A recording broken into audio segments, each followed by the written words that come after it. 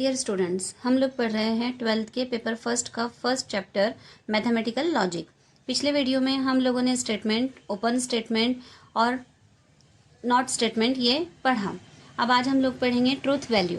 तो truth value से पहले आप लोगों को कनेक्टिव्स पता होना ज़रूरी है, जो कि हम लोगों ने पिछले लेक्चर में पढ़ा था। पिछले वीडियो में हमने देखा कंजक्शन क्या होता है, डिसजंक्शन क्या होता है, इम्प्लीकेशन क्या होता है, डबल इम्प्लीकेशन क्या है और निगेशन क्या है। आज अब हम इनकी ट्रूथ वैल्यू पढ़ेंगे। तो देखो ट्रूथ वैल्यू कैसे फाइंड आउट करते हैं। अब यहाँ पे फर्स्ट है एंड। तो एंड अगर हमें दो स्टेटमेंट को हम ज्वाइन करते हैं टी एंड टी, इस फॉर्म में टी एंड टी। तो अगर टी एंड टी आता है तो उसकी वैल्यू होती है टी। आप लोगों को सिर्फ इतना याद रखना है कि अगर पहला स्टेटमेंट भी ट्रू है, दूसरा स्टेटमेंट भी ट्रू है और वो दोनों एंड से जुड़े हैं, तो टी एंड टी क्या होता है, टी होता है। और टी एंड टी के अलावा अगर जो भी आया तो उसकी वैल्यू हो जाएंगी एफ। जैसे टी एंड एफ क्या हो जाएगा, एफ हो जाएगा। एफ एंड टी एफ होगा। उसके अलावा एफ एंड एफ ये भी क्या होगा, एफ होगा। मतलब इसमें हमें सिर्फ एक वैल्यू का याद होना ज़रूरी है कि टी एंड टी टी होता है। इसके अलावा जो भी आया वो सब क्या हो जाएगा, एफ हो जाएगा। इसी टाइप से सेकेंड डिसजंक्शन। डिसजंक्शन में ऐसा होता है कि अगर दोनों वैल्यू फॉल्स है, एफ और एफ, तो अगर एफ और एफ आया तो स्टेटमेंट फॉल्स मिलता है। और इसके अलावा जो भी आया, जैसे फॉर एग्जांपल टी और एफ आता है, एफ और टी आता है, या फिर टी और टी आता है, तो इन सब की ट्रूथ वैल्यू आएंगी टी, टी एंड टी। मतलब आप लोगों को सिर्फ इसमें इतना याद रखना है कि एफ और एफ एफ होता है। थर्ड है इम्प्लाइज। इम्प्लाइज में ऐसे होता है कि अगर सपोज पहला ट्रू है और सेकंड फॉल्स है तो ही आंसर फॉल्स आता है। इसके अलावा जो भी आएगा उन सब का आंसर ट्रू रहेगा। जैसे अगर आता है एफ इम्प्लाइज टी, या फिर टी इम्प्लाइज टी, या फिर एफ इम्प्लाइज एफ, तो इन सब का आंसर क्या आएगा, टी टी टी। मतलब यहाँ पर याद रखने वाली कंडीशन कौन सी है, फर्स्ट वाली, कि पहला ट्रू और दूसरा फॉल्स रहा तो ही आंसर फॉल्स आता है।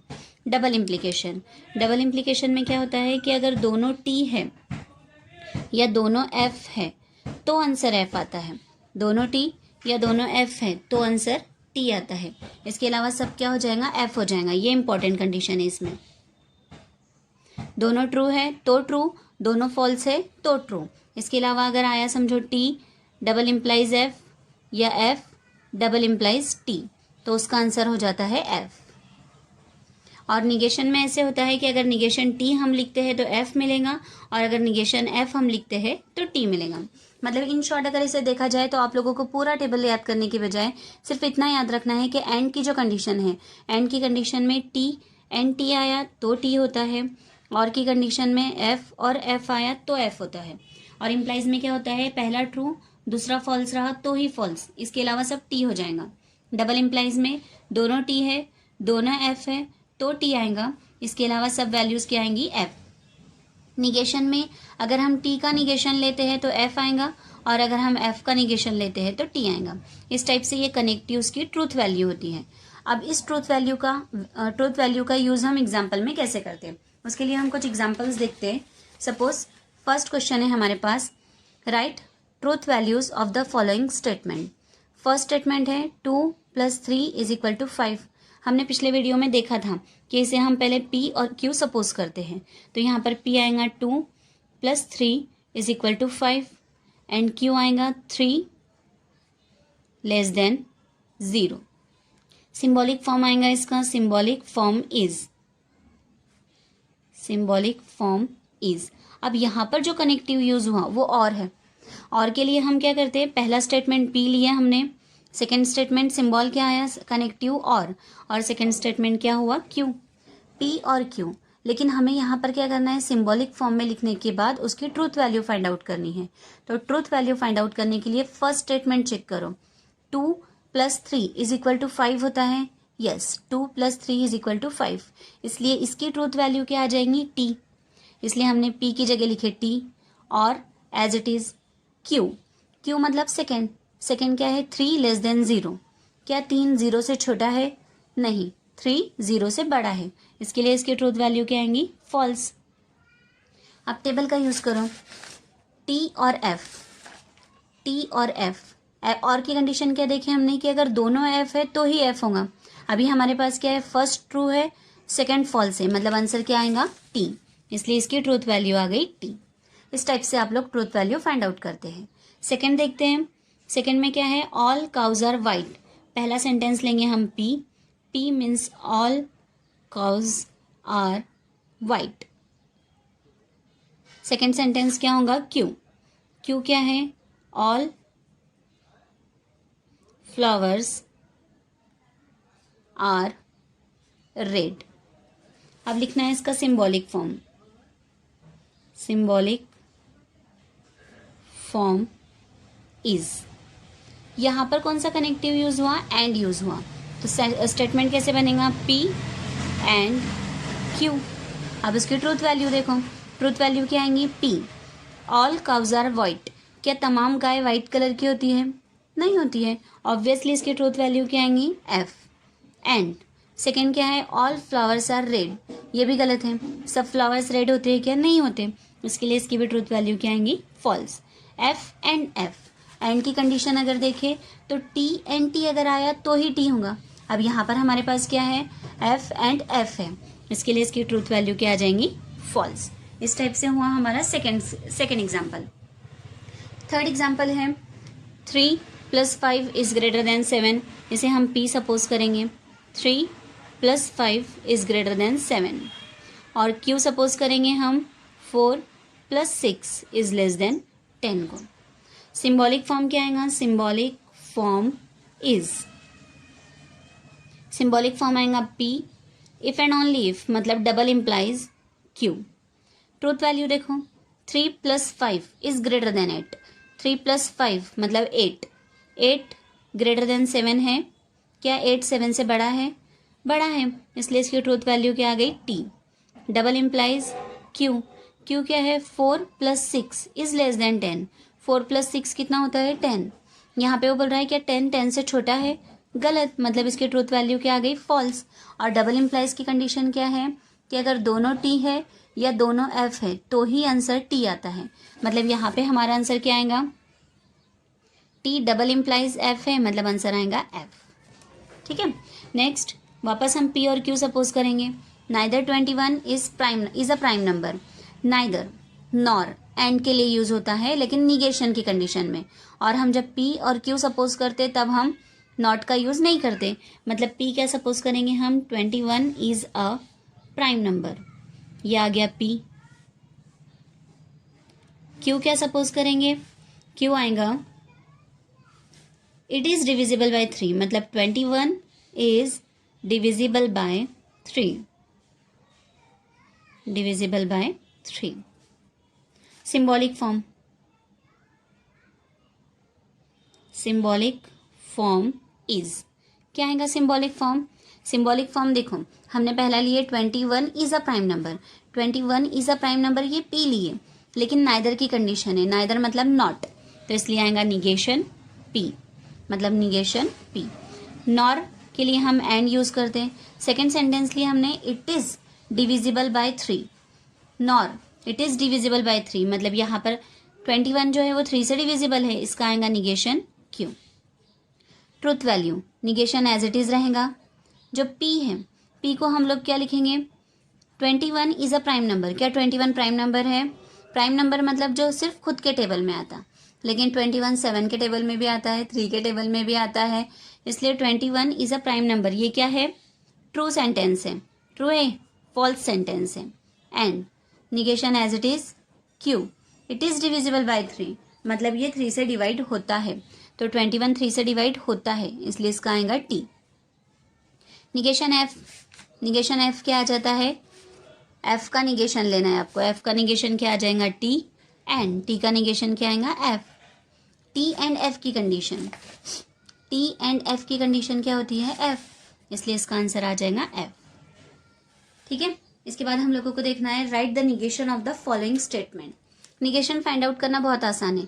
आप लोगों को क्वेश्चन में क्या देखना है, जो सेंटेंस दिया है अगर उसमें नॉट है तो नॉट हटा देना है निगेशन के लिए, और अगर नॉट नहीं है तो नॉट लगा देना है। जैसे फॉर एग्जाम्पल पहला सेंटेंस है, इसका निगेशन फाइंड आउट करना है, ABCD इज अ क्वाड्रिलेटरल, यहाँ पे नॉट का वर्ड यूज नहीं हुआ, इसलिए हम लिखेंगे ABCD C D is not a quadrilateral,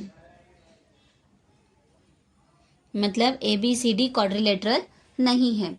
और अगर एग्जाम्पल में पहले से नॉट है तो आपको नॉट हटा देना है। जैसे 2 is not a root of the equation x² + 3x + 2 = 0।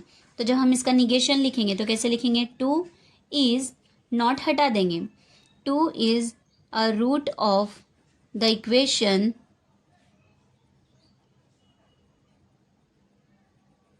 x² + 3x + 2 = 0। इस टाइप से हमें करना है। ये हो गया निगेशन और ये हो गया ट्रूथ वैल्यू।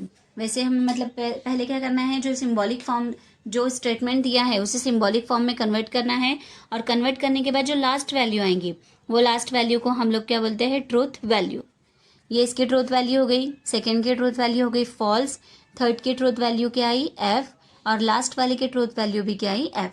इस टाइप से ट्रूथ वैल्यू कैलकुलेट करते हैं। इसका और एग्जाम्पल आता है एक।